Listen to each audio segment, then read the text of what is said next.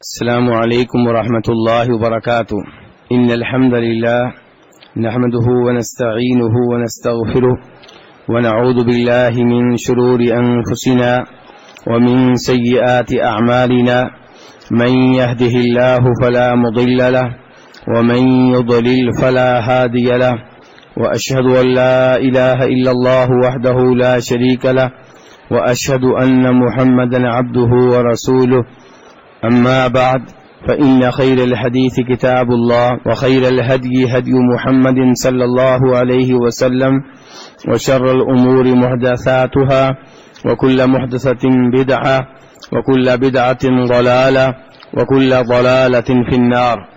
ہر قسم کی حمد و ثنا اللہ تبارک و تعالی کے لیے اور بے شمار درود و سلام ہوں جناب نبی اکرم صلی اللہ علیہ وسلم کی ذات اقدس پہ. آج کا درس کل کے درس کا تتمہ ہے، اس کی تکمیل ہے. کل کے درس میں اس بات کی وضاحت ہوئی تھی کہ اتحیات میں پہلے یہ دعا پڑھی جائے گی التحیات للہ، پھر نبی علیہ الصلوۃ والسلام پہ درود پڑھا جائے گا، پھر دعائیں کی جائیں گی. اور سب سے بہتر وہ دعا ہے جو نبی علیہ الصلوۃ والسلام نے سکھائی ہے، اور آپ کی سکھائی ہوئی دعاؤں میں سے ایک دعا ہے اللہم انی اعوذ بک من عذاب القبر واعوذ بک من عذاب جہنم. اور آپ کی سکھائی ہوئی دعاؤں میں سے ایک دعا ہے اللہم انی ظلمت نفسی ظلما کثیرا. تیسرے نمبر پہ اللہم انی علی ذکرک و شکرک و حسن عبادتک.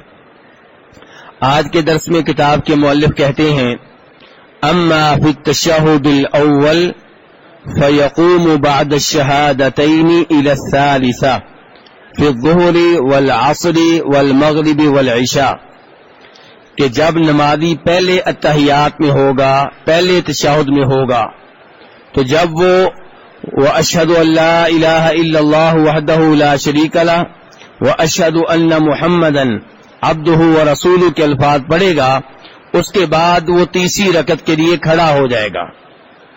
کہنا یہ چاہتے ہیں کہ پہلے اتحیات میں دعائے اتحیات پڑھی جائے گی، اس کے بعد درود نہیں پڑھا جائے گا. کیا کہنا چاہتے ہیں کہ پہلے تشہد میں، پہلے اتحیات میں کتاب کے مؤلف کہہ رہے ہیں صرف اتحیات للہ کی دعا پہ اکتفا کیا جائے گا، اور جب آپ یہاں پہنچیں گے واشہد ان محمد عبدہ ورسولہ تو آپ تیسری رکعت کے لیے کھڑے ہو جائیں گے. ظہر کی نماز میں، عصر کی نماز میں، مغرب کی نماز میں، عشاء کی نماز میں. اس کے بعد کہتے ہیں وَإِن صَلَّى عَلَى النَّبِيِّ صلی اللہ علیہ وسلم فَهُوَ أَفْضَلُ لِعُمُومِ الْأَحَادِيثِ فِي ذَلِكَ. اگر آپ پہلے اتحیات میں اتحیات کے بعد درود بھی پڑھیں تو یہ زیادہ بہتر ہے. کتاب کے مؤلف نے کیا بتایا ہے، یعنی کہ اتحیات للہ والصلوات والطیبات پڑھ کر اگر آپ پہلے اتحیات میں کھڑے ہو جائیں تو آپ کا یہ عمل ٹھیک ہے، اس میں کوئی قباحت نہیں ہے. لیکن اگر پہلے اتحیات میں، پہلے تشہد میں اتحیات کے بعد آپ اللہم صلی علی محمد بھی پڑھیں، درود بھی پڑھیں، فہو افضل، تو یہ زیادہ بہتر ہے. اب یہاں سوال پیدا ہوا کہ یہ کیسے زیادہ بہتر ہے؟ کہتے ہیں لعموم الاحادیث فی ذالک، وہ احادیث جن میں بتایا گیا ہے کہ اتحیات میں درود پڑھنا چاہیے، اتحیات میں نبی علیہ الصلوۃ والسلام درود پڑھتے تھے، وہ عام ہیں. وہاں پہ یہ نہیں بتایا گیا کہ وہ پہلا اتحیات ہوتا تھا یا دوسرا اتحیات ہوتا تھا. اس لیے پہلے اتحیات میں بھی درود پڑھنا چاہیے، دوسرے اتحیات میں بھی درود پڑھنا چاہیے. اردو بولنے والے میرے بھائی یہ بات دھیان سے توجہ سے سنیں، کیونکہ عام طور پہ پاک و ہند میں یہ سمجھا جاتا ہے کہ پہلے تشہد میں، پہلے اتحیات میں درود پڑھنا شاید کوئی جرم ہے. نہیں، ایسی بات نہیں ہے. جو لوگ پہلے اتحیات میں درود پڑھنے کے قائل نہیں ہیں ان کی دلیل وہ حدیث ہے جس سے پتہ چلتا ہے کہ نبی علیہ الصلوۃ والسلام پہلے اتحیات میں بہت جلدی کرتے تھے. پہلے اتحیات سے جلدی فارغ ہو کے آپ کھڑے ہو جاتے تھے. لیکن میرے بھائیوں وہ روایت ضعیف ہے، وہ روایت ناقابل اعتبار ہے، اس کی نسبت نبی علیہ الصلوۃ والسلام کی طرف ثابت نہیں ہے. اس کے مقابل میں ہمارے پاس ایسی صحیح احادیث ہیں جن سے پتہ چلتا ہے کہ نبی علیہ الصلوۃ والسلام پہلے تحیات میں بھی درود پڑھتے تھے. ان احادیث میں سے ایک حدیث وہ ہے جسے امام نسائی رحمہ اللہ روایت کرتے ہیں کہ جناب عائشہ رضی اللہ تعالی عنہا سے سوال ہوا کہ نبی علیہ الصلوۃ والسلام رات کی نماز کیسے پڑھتے تھے, تہجد کی نماز کیسے پڑھتے تھے, وتر کیسے پڑھتے تھے. تو جناب عائشہ رضی اللہ عنہا فرمانے لگی کہ ہم رات سونے سے پہلے آپ کے لیے مسواک تیار کر کے رکھ دیتے تھے, وضو کا پانی بھی تیار کر کے رکھ دیتے تھے, جب اللہ چاہتا تب آپ رات بیدار ہوتے. یعنی کہ رات بیدار ہونے کے لیے آپ کا کوئی ایک ٹائم نہیں تھا, کبھی کس وقت کبھی کس وقت. تو رات آپ بیدار ہوتے اور پھر آپ مسواک کرتے, آپ وضو کرتے اور اس کے بعد 9 رکعتیں ادا کرتے. کتنی رکعتیں میرے بھائیوں؟ 9 رکعتیں. جناب عائشہ فرماتی ہیں ان 9 رکعتوں میں آپ التحیات کے لیے بیٹھتے نہیں تھے, ہاں 8ویں رکعت میں بیٹھتے تھے. 9 رکعتیں ایک ساتھ. یہ بھی آپ کی تہجد کا ایک طریقہ ہے, رات کی نماز کا ایک طریقہ آپ کا یہ بھی ہے کہ 9 رکعتیں کیسے پڑھتے؟ ایک ساتھ پڑھتے.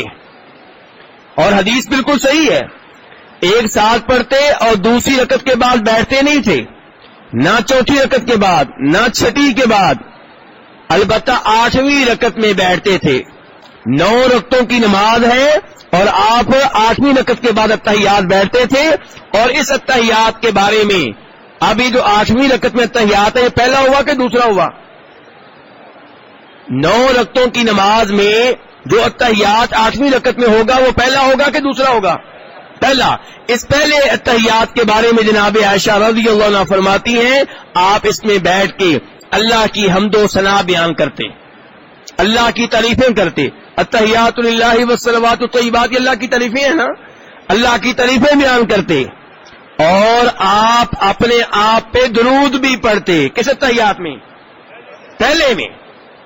اس میں درود بھی پڑھتے اور پھر سلام پھیرے بغیر کھڑے ہو جاتے, پھر 9ویں رکعت پڑھتے, پھر دوبارہ التحیات بیٹھتے اور اس میں آپ اللہ کی حمد و ثنا بیان کرتے اور اپنے آپ پہ درود پڑھتے اور دعائیں پڑھتے اور پھر سلام پھیر دیتے.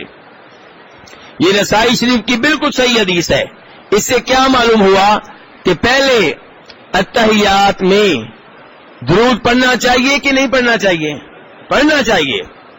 اس لیے اگر امام آپ کو ٹائم دے اور آپ پہلے تشہد میں پہلے التحیات میں بھی درود پڑھیں تو یہ بہت اچھی بات ہے. ہاں اگر امام ٹائم نہ دے تو التحیات للہ ہی پڑھ لینا کافی ہے. میں پھر بتا دوں کہ جس روایت کی بنیاد پہ کئی علماء کرام یہ سنتے ہیں کہ پہلے التحیات میں درود نہیں پڑھنا چاہیے وہ روایت ضعیف ہے, اور صحیح بات یہ ہے کہ پہلے التحیات میں بھی درود پڑھنا بہت افضل بات ہے, بہت بہتر بات ہے. اس کے بعد کتاب کے مؤلف کہتے ہیں کہ اب آپ نے التحیات بھی پڑھ لیا, اب آپ نے درود بھی پڑھ لیا, ثم یقوم الی الثالثہ, اب آپ تیسری رکعت کے لیے کھڑے ہو جائیں. کس رکعت کے لیے کھڑے ہو جائیں؟ تیسری رکعت کے لیے. یہ ہمارا آج کا درس تھا. کل انشاءاللہ الدروس المہمہ کا 10واں درس ہوگا جس میں بتایا جائے گا کہ نماز میں کون کون سی چیزیں سنت ہیں, نماز میں کون کون سی چیزیں کیا ہیں؟ سنت ہیں. اس موضوع پہ درس کل ہوگا. اب میں